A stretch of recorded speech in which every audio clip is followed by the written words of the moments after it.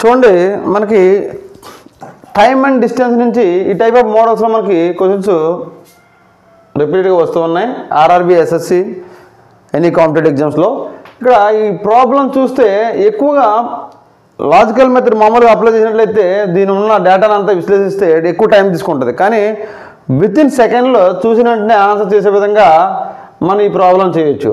అయితే first procedure ఎలా ఉంటుందో మీకు చెప్తాను, తర్వాత సెకండ్లో ఆన్సర్ ఎలా చేయాలో మీకు షార్ట్ ట్రిక్ చెప్తాను. చూడండి, a man takes 10 hours in walking to certain distance and riding back. However he would have gained 2 hours when riding both the ways.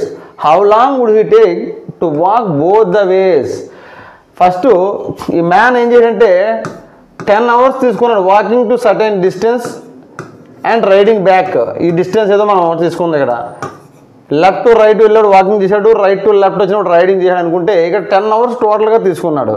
ఇప్పుడు తీసుకుంటే దాన్ని అలా ఉంచండి, 10 hours మొత్తంగా 10 hours తీసుకున్నాడు వాకింగ్ రైడింగ్ బోత్ సైడ్ చూస్తే. How would have gain 2 hours when riding both the ways.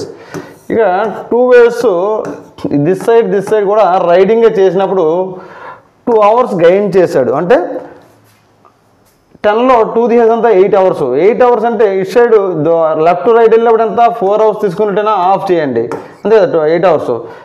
Right to left ఏమంతా 4 hours. Okay, అంటే ఏంటి రైడింగ్కి 4 hours తీసుకుంటున్నాడు కాబట్టి ఇక 10 hours కదా. ఈ 10 hoursలో రైడింగ్ 4 hours తీసేస్తే ఇక వాకింగ్ ఎంత 6 hours అని ఉంటుంది. Yes, 6 hours. కాబట్టి ఇక్కడ ఎంత అన్నాడు, బోత్ ద వేస్ వాకింగ్ చేస్తే ఎంత పడుతుంది అంటే 6 hours కదా వాకింగ్ టైం తీసుకున్నాడు. 6 + 6 = 12 hours.